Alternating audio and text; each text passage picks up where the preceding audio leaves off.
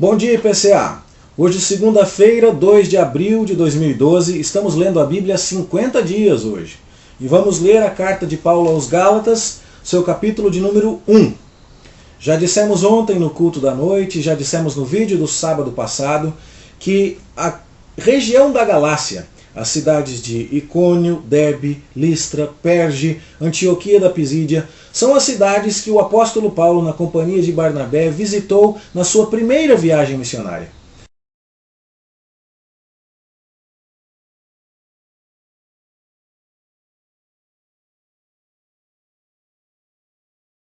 E que esta primeira viagem missionária foi um marco de transição no livro dos Atos dos Apóstolos. O ponto em que o Evangelho deixa de ser pregado especificamente a judeus por outros judeus que estavam se espalhando e passa a ser pregado diretamente a não-judeus, a gentios. Isso acontece lá no capítulo 13 de Atos dos Apóstolos, quando Paulo e Barnabé, depois de terem sido rejeitados por alguns judeus, dizem assim: a gente tinha que pregar primeiro aos judeus, mas já que vocês estão recusando a mensagem, nós vamos nos dirigir agora aos gentios.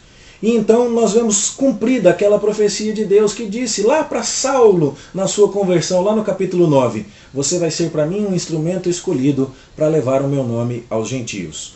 Essas cidades todas, Perge, Listra, Derbe, Antioquia, Icônio, todas elas foram visitadas por Paulo e Barnabé e em cada uma delas foi organizada uma igreja.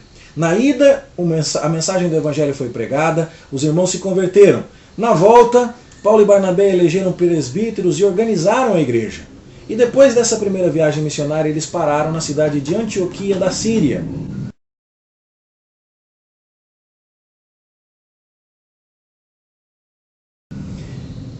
Depois de passarem algum tempo lá, que não foi pouco, segundo nos diz o capítulo 14 de Atos, eles receberam notícias. As igrejas que eles haviam fundado e que tinham irmãos que não eram judeus, estavam sendo visitadas por alguns indivíduos que queriam tornar aqueles gentios em judeus, que diziam a eles: se vocês se tornaram cristãos, mas se vocês não se tornarem também judeus, recebendo o sinal da circuncisão, vocês não poderão ser salvos. O apóstolo Paulo percebe o perigo disso e entende que isso é uma completa perversão da mensagem do Evangelho. E mais do que depressa escreve esta, que é provavelmente a primeira das cartas que o apóstolo Paulo escreveu, das quais nós temos registro aqui no Novo Testamento. Então ele vai tratar com aquelas igrejas todas, que são várias, três questões principais. A primeira é a questão da autoridade. Paulo disse que a coisa é de um jeito, que o Evangelho é pela fé somente. Os judaizantes disseram: não, é pela fé, mas tem que ter circuncisão. Em quem eles acreditam? Em Paulo ou nos judaizantes? O primeiro ponto do debate é a autoridade. Isso é discutido no capítulo 1 e no capítulo 2. Por isso é que Paulo vai apresentar uma grande biografia a seu respeito e dizer onde foi que ele aprendeu o Evangelho, de onde vem a sua autoridade. Nos capítulos 3 e 4 nós temos a segunda questão da epístola, que é a questão da salvação. Paulo disse que nós somos salvos pela fé. Os judaizantes dizem que as pessoas deveriam ser salvas pela fé e pelo cumprimento da lei. Afinal de contas, como é que a gente é salvo? E é por isso que a carta aos Gálatas obteve um papel muito importante na Reforma Protestante, porque é através dela e de muitos dos textos que temos registrados nela que nós sabemos que nós somos salvos somente pela fé. O princípio sola fide tem aqui em Gálatas também muita munição para sustentá-lo. A terceira questão está nos capítulos 5 e 6, que é a questão da santidade. Afinal de contas, como é que um salvo vive para Deus?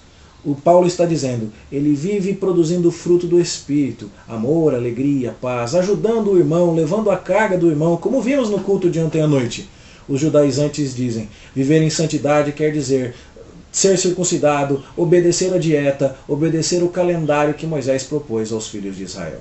Três questões importantes, portanto. A autoridade, em quem acreditamos? Em Paulo ou nos judaizantes? A salvação, como somos salvos? Pela fé somente ou pela fé e pela circuncisão? E a terceira questão, a santidade. O que é viver para a glória de Deus? É produzir o fruto do Espírito ou é obedecer à lei de Moisés, especialmente no que se refere aos ritos alimentares, às festas e à circuncisão?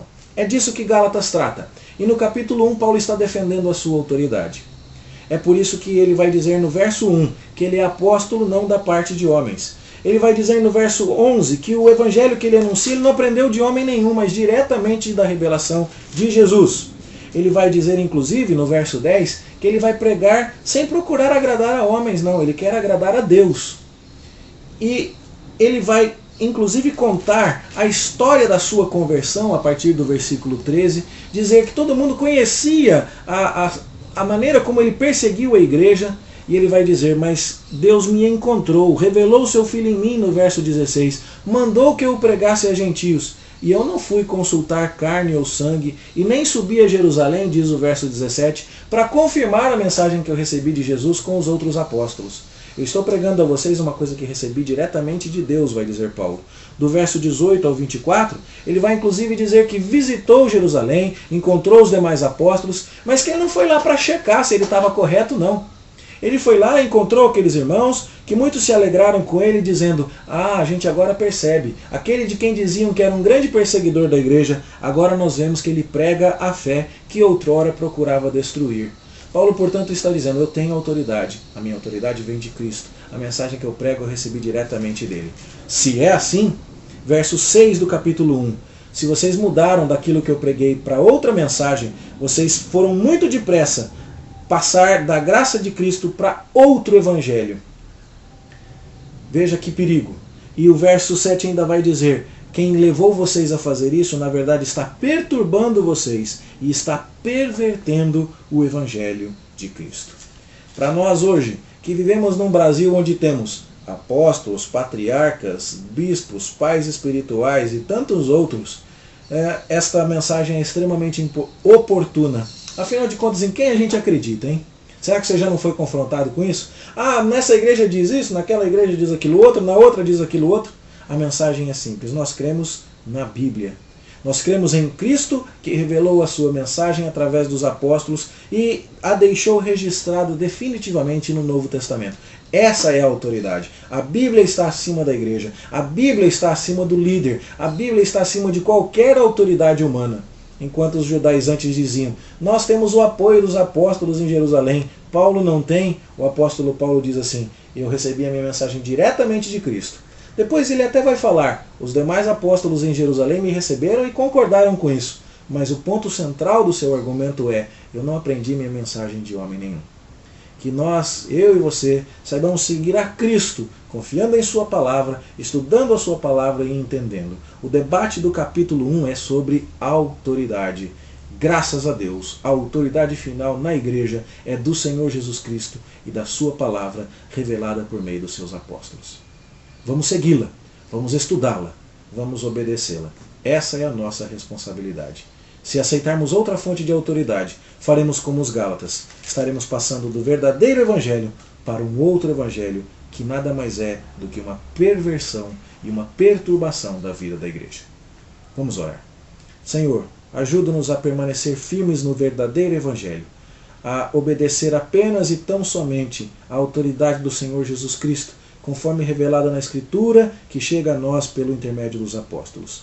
Ajuda-nos a confiar na Tua Palavra, a conhecê-la, estudá-la e a segui-la para a glória do Teu nome. Nós te pedimos em nome de Jesus. Amém. Boa leitura para você e até amanhã, se Deus quiser.